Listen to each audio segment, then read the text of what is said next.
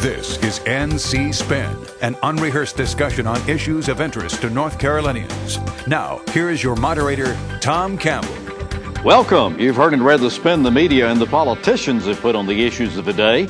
To get the correct spin on what's going on in North Carolina, let's introduce you to our panel of experts. They include Chris Fitzsimon from NC Policy Watch, former House Speaker Josephus Mavretic, Gene Arnold, another former member of the House from Nash County, and John Hood, the current president of the John Locke Foundation. Well, the legislature presented their state budget last Sunday night, and even though all the details aren't completely clear, we'll discuss the budget with an emphasis on education, voting changes, health care issues, and many other topics. Senate and House leaders, negotiators struck a deal on a new two-year state budget and announced it Sunday night. The $20.6 billion budget is a 2% increase over current spending and includes many new policies, new laws, and makes changes to state agencies. Our panel this week has a lot of years' experience in studying and crafting state budgets, so we want their spin on the new budget. So we want to ask everybody, give the legislature's new budget a letter grade. Tell us what you like and don't like about it. Gene Arnold, we'll start with you. I give them a C-, Tom, and what I liked is, once again, the Republicans did exactly what they said they were going to do. People are going to have to start believing them when they say they're going to make cuts and do things that they will. What I didn't like is I still do not see a plan for where the General Assembly wants to take the state, or where they expect us to be 4 or 8 years down the road. Someone has got to do that at some point in time. John Hood, give them a grade. I'll give it an A-. The budget grew a little bit to accommodate some growth in population and so forth, but it didn't grow very much. Most of the growth was actually in Medicaid, $1 billion over 2 years, the largest single impact on the general fund budget this year. Education grew a little bit, a slightly higher percentage of the general fund budget in education than the previous year. There was a lot of policy in the budget, much of which I agree with, but the reason I wouldn't give it an A is because I'd rather some of those policy issues be in separate legislation. Debated separately and passed separately. So an A- to you, Chris. Well, I think I'll have to lower that a little bit. I'd probably give it a D. I think one of the best things in this budget was we finally have some compensation for eugenics victims. That's 10, 15 years too late. That should have happened immediately when we discovered the extent of the program. So I think the governor and Speaker Tillis deserve a lot of credit for finally putting that in there. That's, to me, a big day for North Carolina. I think part of the problem, John mentioned one of them, it's almost a 400-page bill. There's all sorts of policies. In fact, we'll be talking on this show next month about policies we're just discovering. It'll be a long time before we even know what's in. We still have cut education. We spent a little bit more money, but we didn't spend enough money to keep services at the current levels. We have students who are coming in. We're going to talk about that. We have teachers who are paid who can work 15 years in North Carolina and not make $40,000 a year, and we're wondering why we have trouble. We ended the Teaching Fellows program. So I think it's far too little investment in education, the university system, and other places. Joe, you're great. Well, I'd give them a solid B. I guess the first reason is that they have continued to give education the top priority. It's the state's biggest business, and a little over half of the general fund budget is for education. I think a takeaway for our viewers is that when you think about budgets and all the press and media attention, when you look at local and county governments, you're really talking pennies. When you look at the state budget, you're really talking nickels. When you look at the national budget, you're really talking dollars. And so I don't think you ought to be out there in voter land too upset with this budget overall. All right. Chris, one thing that was interesting on the way to passage of this budget, the House had some excitement, defections among the Republican caucus. In fact, the second reading vote was relatively close. What happened? Well, a couple things. At one point, the rumors inside the building were there were as many as 20 Republicans, 20 freshmen who didn't want to support the bill. They lowered that to about 10. I think it was a variety of reasons. One was the lack of a teacher pay raise. The end of tenure upset some people. There were some Republicans who didn't want a voucher plan in the bill, which it is in the second year. Then there were people sort of on the hard right. Representative Larry Pittman was mad about eugenics. So there's a lot of different things, but the bulk of those people, Brian Brown, a freshman from Greenville, was upset at the cuts to the university system. He represents East Carolina. They were hearing a lot from their constituents about the cuts to education and not funding those at adequate levels. And I think you'll see, I don't know whether it'll be new dollars, but some new provisions and something happen in the technical corrections, and we'll find out about that later. Now, John, you said they're spending more money on education, They but are. the understanding I had was they $400 million. were cutting education funding by about $260 million. No, the education spending will go up about $400 million over the previous year. Now, you can debate whether it ought to be more than that, but it is a higher amount. Joe, you've got a son who's a principal of one of the high schools in North Carolina. Talk about teacher tenure, the ending of teacher tenure, or as they like to call it, career status. How big a problem is this? Well, I don't want to speak for my son who's a principal, but my view of the tenure issue is that what they did was a responsible change, giving contracts 1, 2, 3, 4 years. I think it's 1, 2, or 4 years to reward teachers who are doing very well and send a clear signal to teachers who are not. The other thing about teachers in the budget that kind of bothers me, when you eliminate additional pay for master's degree for people who have gotten a master's degree in their specialty. For example, if you're a chemistry teacher and you've got a master's degree in chemistry, I think because you know more about chemistry, you ought to be rewarded. Now, if you went to a university or something online and got a master's degree in general education principles, I don't think that necessarily means that you ought to get more money. Gene, one of the things that I found interesting about this is NCAE says they're going to challenge this. They're going to have a lawsuit about this. How are they going to do that? What's a lawsuit going to be about? They threatened to do that when I was in the General Assembly and had put in a bill to eliminate tenure. So I don't think they'll do anything with it. I think that the issue, as far as they are concerned, is a dead issue. Tenure doesn't mean that much in K through 12.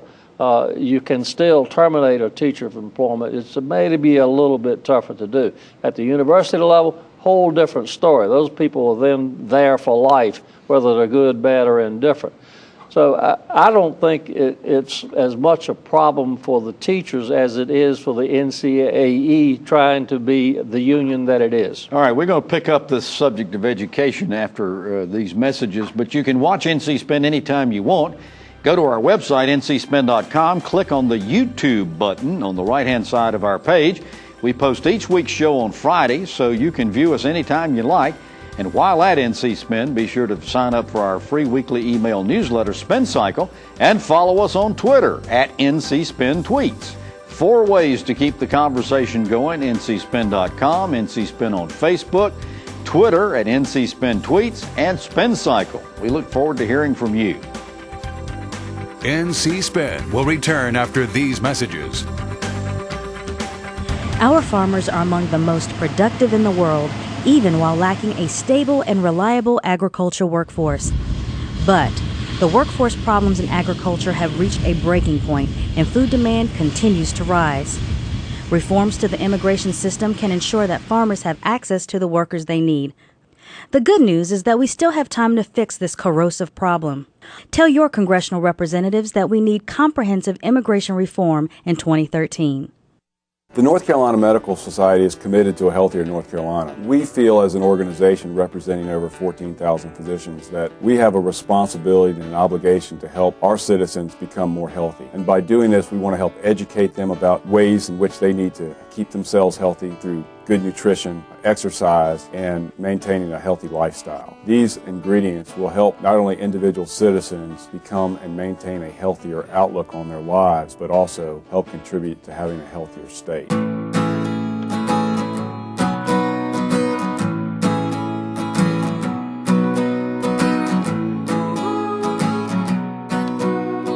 The best part about being a member of a Touchstone Energy Cooperative is that it's your Touchstone Energy Cooperative. Learn more about the power of your co-op membership at togetherwesave.com. North Carolina's Touchstone Energy Cooperatives, looking out for you. We now return to NC Spin. We're continuing our evaluation of the budget passed by our legislature this week, and we're talking on the subject of education. Let's get into some of the more specifics. There are going to be 2,500 more pre-K slots, a total of 27,000. John, is this a good thing?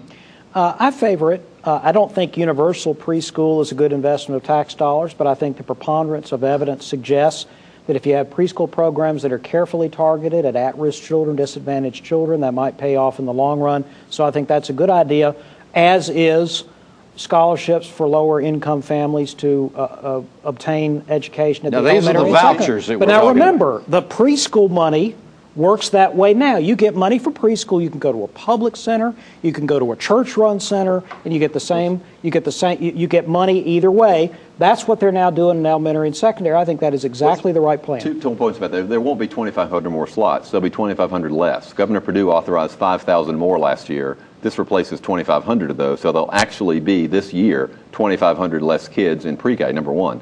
Number two, the big problem with the voucher plan, if we're going to get off into that, and John just did, is there's very little accountability on this school with these schools. They have to be accredited by an agency. Literally, that's what the bill says. Some agency. It could be any agency. It could be Acme accreditation. So we're going to spend taxpayer dollars at a school that could be teaching kids, as they do in Louisiana, that dinosaurs were walking on the earth 5,000 years ago. All right, Joe, you and Gene both want to jump in there. Well, the first thing is the devil is in the details here, and that's how you identify these students who need this special education early on. And when you start doing that, you run the risk of being called a profiler. But the truth is that there is a small cohort relative to all the kids that are in K-12. There's a small cohort that need additional early intervention. And you have to identify them, and then you have to really focus on them, and I'm not so sure that's going to happen. Gene? It's been proven by data now that this early intervention does help those kids. But what is going to happen with the voucher schools, the same thing that happened with charter schools, which I think was a good idea to have charter schools, there never was any follow-up to see what were the best things that they did in charter schools so that could you duplicate it into the public schools. Didn't happen. The same thing, I see nothing in the legislation that says someone will evaluate and find out what they did in these schools where they're paying the charter, the vouchers, and I don't see it. John, one of the things that in all the coverage, all the discussion that we've heard about this is the UNC system. Now, we understand that they're going to be as much as 12% increases for tuition at some of the UNC schools. Out-of-state tuition. Out-of-state, some of the schools. Just four of them. It's very odd. How do the universities fare in this? They wanted more money than they got, but they probably got more money than they expected. And I'm going to agree with John on this. I think that one of the things that the Republicans have done correctly for 3 years now is to reorient the priority of effort for education. It is now clear that even with the cuts, all the division, whatever, that public schools are coming first, community colleges are coming second, and the university system is coming third. So how did community colleges do? Well, community colleges did the best of those three. I disagree. I think that we're going to lay off, we're going to force local schools to lay off and several thousand more teacher assistants. We're talking about universities. Well, I know, but Joe made a point I thought right, I should answer. right. But community colleges did a little better. The university system had its budget cut again, and at some point, I hope on the show we'll recognize that we can't keep cutting the university system and expect it to be any sort of economic engine. This is going to come back to haunt us. All right, we're going to take a break, and when we come back, we're going to talk about major changes in our electoral system. Stay with us. NC Spin will return after these messages.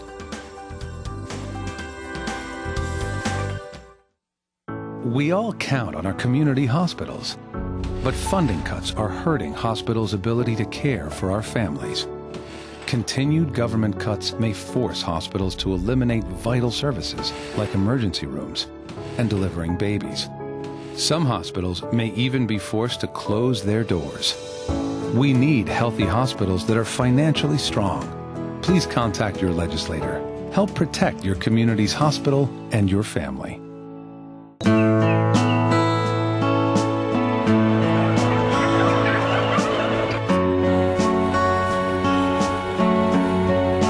It's true. Farming is different than it was 50 years ago. We know consumers have questions about how our food is grown today.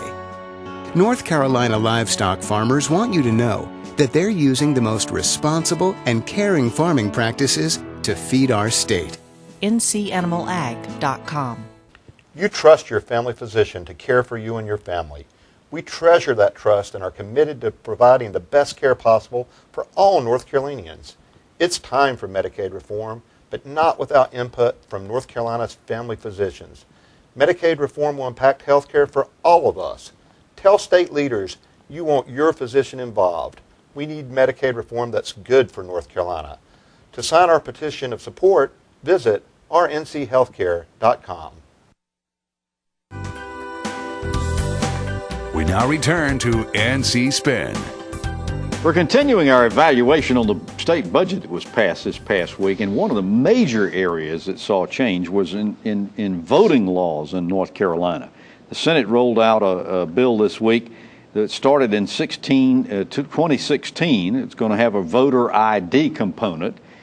Chris, you've been opposed to this idea from the get-go, but it's going to become a reality. Well, it is going to become a reality, and it's interesting that the Senate took what I thought was a bad bill in the House, but at least had some modest protections from disenfranchising people, though not enough. I think it made it worse, and then loaded it up with a whole bunch of other things. For example, shortening the early voting period, making it harder for people. We're going to get to those, yeah. But I mean, I think that's part of the whole, that was what was so amazing about it. And even put in there things to loosen disclosure requirements for independent expenditures. So we're going to know less about who's trying to influence our campaigns. I thought a bill unveiled the last week of the session. We have no business doing things this way. John, let's talk about the voter ID, the identification itself, because there was a lot of discussion about what should be allowed, what shouldn't be allowed. Tell us what is and what isn't. Pretty much a government ID is going to be accepted, but the big debate. So military, driver's licenses. You can get a card if you're not a driver. There's a variety of things like that. The debate occurred primarily around college IDs. Originally, the idea was, well, we're going to let college IDs, and then, well, but wait a minute, some colleges are private. So can we really have a private entity issuing IDs that will be used for voter identification? Maybe we'll just do the public university. Well, then that's unfair to the kids who go to private colleges. So they decided not to do colleges at all, which then led to a backlash. Ultimately, they decided to just stick with the government IDs. Gene, one of the things that this does is cuts 1 week off the early voting period. Was that a good idea? I don't think it was a good idea. I really like that early voting, but what I think is occurring is that some of the things that the Democrats put into place, such as Sunday voting and the absentee ballot or the provisional ballot, and register and vote same day, were done clearly because that would favor the Democrats, and that's what the statistics showed. So now they're trying to bring those back. So a lot of this was done to get back at Democrats? Well, it was to bring back to where it was less favorable to Democrats and more fair. Joe, talk about that provisional ballot business, because if somebody shows up at the wrong poll, got their instructions wrong, showed up at the wrong poll, they've been given a provisional ballot, no more. No, and I find humor in all of this, and it's a study in political hypocrisy.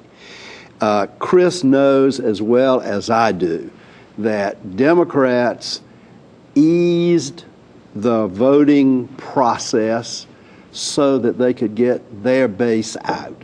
The Republicans are now coming back and saying, oh, we have all this fraud, and that's their spin on it. The truth is they want to narrow the voting process to enhance their base.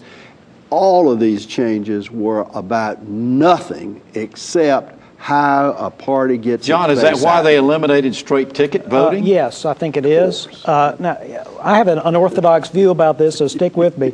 I think that the Democrats made a fundamental strategic error about voter ID.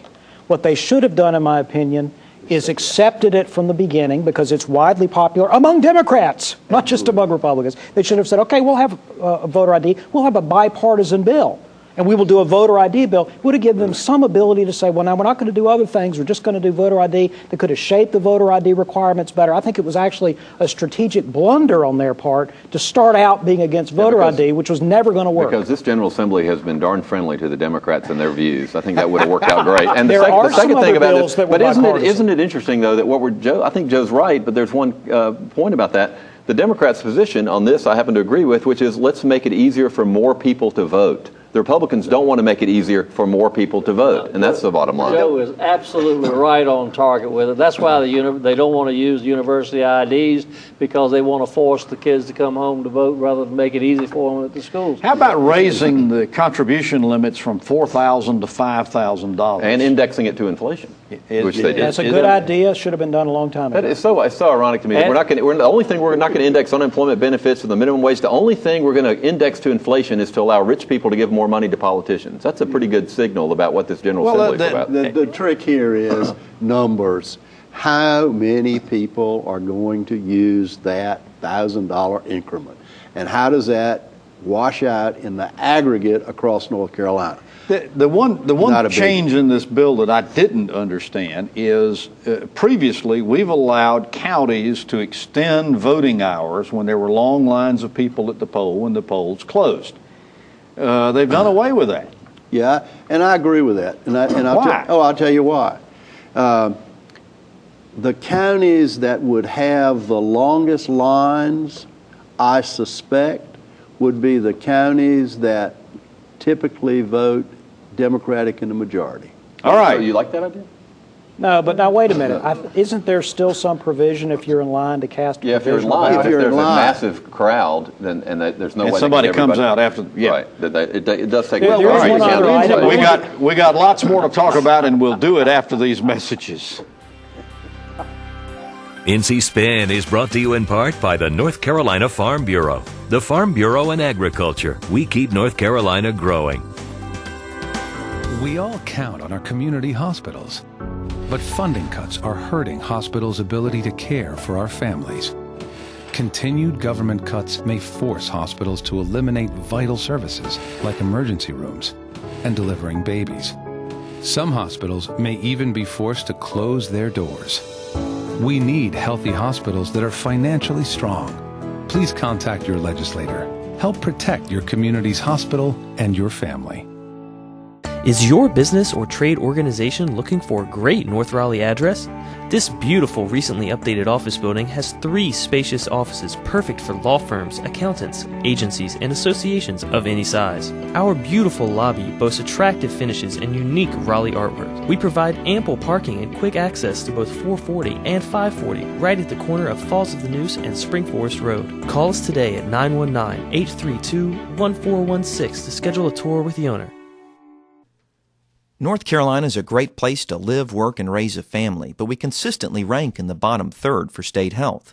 Poor health choices and inactivity cost our state $54 billion a year, dollars that could be saved through healthier living. We can do better, North Carolina.